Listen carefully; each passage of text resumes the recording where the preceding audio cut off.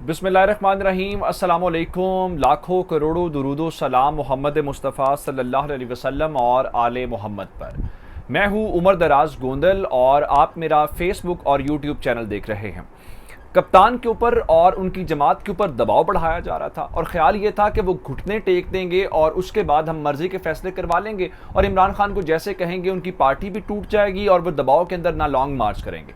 लेकिन मामला थोड़ा सा उल्टा हो गया है और उल्टा इस तरह से हो गया है जो कप्तान के ऊपर दबाव बढ़ाया जा रहा था उसके डरने की बजाय या हथियार डालने की बजाय कप्तान ने मजीद आगे बढ़ के कुछ ऐसी बात की है जिससे अब मामला थोड़ा सा आगे बढ़ गया है और कप्तान ने एक सुर्ख लकीर खींच दी है। और सुर्ख लकीर खींचने का मतलब ये है कि कप्तान मजीद जारहाना होने जा रहा है। कप्तान ने एक ऐसी बात जिसके ऊपर पाक फौज के तर्जुमान ने कैटेगोरिकली मना किया था और मना करने के बावजूद कप्तान ने उस बात को खातिर में नहीं लाया और खातिर में न लाने के बाद वो कप्तान ने बात खुलकर कर दी है। लेकिन अब वो बात करने के बाद कहीं ऐसा ना हो कि इमरान खान के गिर घेरा मजीद तंग करके ये चीज़ इमरान खान के खिलाफ ही इस्तेमाल की जाए। ये आज की सबसे बड़ी स्टोरी है। दूसरे नंबर के ऊपर चल के जो फवाद चौधरी हैं उन्होंने भी रही सही कसर पूरी कर दी है और कुछ ऐसी बातें की हैं जिसके ऊपर तहरीक इंसाफ काफ़ी दिनों से इनकार कर रही थी, लेकिन आज तहरीक इंसाफ ने वही बात करना शुरू कर दी है। तो क्या इसका मतलब ये है कि तहरीक इंसाफ अपने उस केस से पीछे हटना शुरू हो गई है या उसकी क्या वजूहात हैं? क्या तहरीक इंसाफ जो है वो चीज़ें तब्दील कर रही है? एक बात आपको ये बताऊंगा। और उसके बाद एक और ख़बर तुर्की से, चूँकि शहबाज शरीफ वहाँ पे मौजूद हैं, तुर्की से बड़ी अहम डेवलपमेंट आई है। जो उम्मीदें लेके गए थे, जो कुछ हुआ, एक तो जिस तरह से वहाँ तकरीर की वो भी हमारे लिए एक शर्मिंदगी का बायस है कि हमारा वज़ीर आज़म वही फिर पर्चियों वाला मामला है। और उसके बाद ये जो इश्तिहारात चले हैं उसके ऊपर भी हुकूमत की जवाब तलबी हो गई है। ये तमाम तफसीलात आपको इस वीडियो के अंदर मिलेंगी। लेकिन अगर आपने अभी तक चैनल सब्सक्राइब नहीं किया और आप चाहते हैं कि आपको मुस्तनद और बरवक्त खबरें मिलती रहें तो हमारा चैनल सब्सक्राइब कर लीजिए, बेल आइकन के ऊपर क्लिक कर लीजिए ताकि हमारी आइंदा आने वाली वीडियोज़ बर वक्त आप तक पहुँच रहे। तहरीक इंसाफ के ऊपर दबाव, तहरीक इंसाफ को मुख्तलिफ एंगल से घेरने की कोशिश, उनके लोगों को तोड़ने की कोशिश और उनको ट्रैप करने की कोशिश, जिस पे मामला उलझने की बजाय मजीद उलझ गया है, संभलने की बजाय मजीद गंभीर हो गया है और अब लग ये रहा है कि पॉइंट ऑफ नो रिटर्न पे चीज़ें जा रही हैं। और सिर्फ अब बात इमरान खान की हद तक नहीं रही बल्कि बात बहुत आगे चली गई। उसकी वजह कल सुप्रीम कोर्ट ने एक तहरीरी फैसला जारी किया था और उस तहरीरी फैसले के अंदर जो 7 सवाल उठाए गए थे मैंने वो आपके सामने रखा था। बहुत सारे लोगों का ख्याल ये था कि वो 7 सवाल बुनियादी तौर पे इमरान खान के गिर्द एक शिकंजा कसने वाली बात है और इमरान खान का जो घेरा है वो तंग किया जा रहा है। फिर उसके बाद एक और बात जो शीरी मजारी वाली उनकी बेटी ने बात अदालत के सामने रखी कि उनकी जनरल बाजवा के साथ कोई तल्ख कलामी हुई, तल्ख जुमलों का तबादला हुआ, कोई बहसो मुबाहिसा हुआ जिसके बाद सारा कुछ हुआ। ये मजीद सूरत हाल को गंभीर करने वाली बात है। और उसके बाद कुछ और फवाद चौधरी ने बातें की और लोगों ने बातें की न्यूट्रलिटी के ऊपर, तो बात थोड़ी सी आगे चली गई। फिर इमरान खान की गिरफ्तारी के ऊपर डायरेक्ट बात आ गई जहां पे ये कहा गया कि स्पीकर कौमी असम्बली से हम इजाज़त लेंगे और इमरान खान को बाकायदा गिरफ्तार करेंगे। जब आप इस हद तक जाएंगे तो इसका मतलब ये है कि मामला थोड़ा सा आगे चला जाएगा और वो मामला वाकईतन आगे चला गया और अब उस पोजीशन पे चला गया है जहां पे शायद हम सब का नुकसान होगा और बहुत सारी चीज़ें बेनकाब हो जाएंगी, बहुत सारे किरदार बेनकाब हो जाएंगे और हम सब का नुकसान, किसी के हाथ में कुछ नहीं बचेगा सिवाय नुकसान के, सिवाय रिग्रेट के। अब हुआ क्या है, खान साहब ने समी इब्राहिम को कल इंटरव्यू रात को दिया है और रात वाला जो इंटरव्यू है उसके अंदर हुआ क्या है, उसके अंदर उन्होंने एक बात खुल के पहली ये की इंकशाफ किया कि मैं वज़ीर आज़म ज़रूर था, मैं 3.5 साल इस मुल्क का वज़ीर आज़म रहा हूँ, लेकिन मेरे पास इख्तियारात नहीं थे।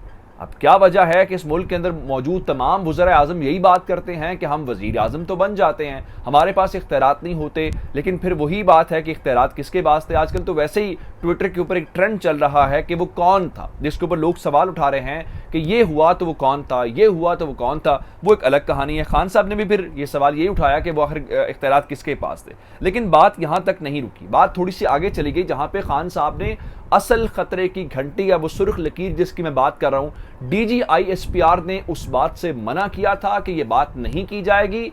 कोई भी नहीं करेगा। सिर्फ खान साहब नहीं, तमाम पॉलिटिकल पार्टीज के हेड्स को कहा गया था कि आप इसके ऊपर कमेंट नहीं करेंगे, लेकिन खान साहब उस चीज को भी खातिर में नहीं लाए। उन्होंने बात की, भरपूर बात की, सिर्फ बात नहीं की, कहा कि मैं इन राइटिंग तसल्ली दे देता हूं, लिख के दे देता हूं। हुआ क्या? उन्होंने कहा जब से ये हुकूमत आई है पैसा गिर रहा है, डॉलर ऊपर जा रहा है, स्टॉक मार्केट गिर रही है, हम डिफॉल्ट करने की तरफ जा रहे हैं, हम दिवालिया होने की तरफ जा रहे हैं। उनका दिवालिया होगा तो क्या होगा? उन्होंने एस्टैब्लिशमेंट का नाम लेके कहा कि इस मुल्क की एस्टैब्लिशमेंट को दुरुस्त फैसले करने पड़ेंगे, अगर सही फैसले ना किए तो इससे मुल्क का नुकसान होगा, हम दिवालिया हो जाएंगे, और अगर हम दिवालिया हुए तो फौज सबसे पहले हिट होगी। उन्होंने बड़ा सख्त लफ्ज इस्तेमाल किया और कहा कि अगर हम दिवालिया हुए तो हमारे मुल्क की फौज तबाह हो जाएगी, और फौज ने इस मुल्क को जोड़ा हुआ है, और खान साहब कह चुके हैं तहरीक इंसाफ और फौज ही मिलकर इस मुल्क को मुत्तहिद रख सकती है। उनके मुताबिक अगर ये सूरत हाल बनी तो उसके बाद जो सबसे बड़ी सूरत हाल होगी वो हमारे न्यूक्लियर प्रोग्राम के ऊपर होगी, वो हमारे उन चीज़ों के ऊपर होगी जो इस मुल्क इसका सबसे बड़ा असासा है, और इस्लामी दुनिया के अंदर हम वाहिद मुल्क हैं। फिर हमारे पास इख्तियारात नहीं होंगे, फिर आलमी ताकतें अपनी मर्जी से हमें डिक्टेट करेंगी। फिर खान साहब यहाँ पे नहीं रुके, उन्होंने कहा कि खुदा न खास्ता हमारी फौज कमज़ोर हुई या हम दिवालिया हुए तो हमारा दुश्मन पहले से तैयारी करके बैठा हुआ है और वो हमें 3 टुकड़ों के अंदर तकसीम कर देगा। अब ये बातें खान साहब ने किस बुनियाद के ऊपर की? अब आप देखेंगे कि आज प्रोपेगेंडा होना शुरू हो जाएगा कि इमरान खान ने मुल्क तोड़ने की बात की है, इमरान खान के ऊपर आर्टिकल 6 लगने की बात की जाएगी, लेकिन खान साहब कुछ और बात कर रहे हैं। खान साहब ये तो नहीं कह रहे खुदा ना खास्ता कि मुल्क टूट जाए या कोई ऐसी अल्लाह ना करे, हम कोई सोच भी नहीं, मुसलमान या कोई पाकिस्तानी सोच भी नहीं सकता, लेकिन वो बात कर रहे हैं कि अगर आपने इनको कंटिन्यू करवाया, आपने स्टैंड ना लिया तो ये मुल्क के साथ ये हाल करेंगे। और खान साहब ने कहा मैं लिख के तसल्ली देने को तैयार हूं। अब ये बहुत अजीब सी बात है, अब इसके ऊपर एक रद्द-ए-अमल आएगा, ट्विटर के ऊपर रात से आ रहा है, शायद फौज की जानिब से भी कोई जवाब आए और फौज भी इसके ऊपर कमेंट करे और कोई दीगर लोग जो हैं वो भी इसके ऊपर कमेंट करें। जबकि जो फवाद चौधरी हैं उन्होंने एक बिल्कुल हट के बात की है और उन्होंने एक नया पिंडोरा बॉक्स खोल दिया है। वो क्या है, काफ़ी दिन पहले हुआ थे कि तहरीक इंसाफ कौमी असम्बली के अंदर वापस आ रही है, फिर हमने देखा कि तहरीक इंसाफ ने खुद से कहा कि हम कौमी असम्बली के अंदर वापस नहीं आएंगे, जिस पे अब फवाद चौधरी ने खुल के कह दिया है कि अगर ये हुकूमत इलेक्शन का ऐलान कर दे कि फलां तारीख को इलेक्शन होंगे और उसके लिए जो इलेक्शन रिफॉर्म्स करनी है, अगर कुछ उसके ऊपर बैठ के बात करनी है तो हम कौमी असम्बली में वापसी के लिए तैयार हैं, मशरूत तौर पे तैयार है। फिर तहरीक इंसाफ से पूछा जाना चाहिए फिर आपको इस्तीफे देने की क्या जरूरत थी? फिर आपने इलेक्शन कमीशन के दोनों मेंबरान अपॉइंट करवा दिए, उन्होंने कर लिए, उन्होंने ओथ भी ले लिया, चेयरमैन सेनेट की अपॉइंटमेंट वो करने जा रहे हैं, दीगर अपॉइंटमेंट्स उन्होंने चेयरमैन पब्लिक अकाउंट्स कमेटी कर लिया, ऑपोजिशन लीडर कर लिया।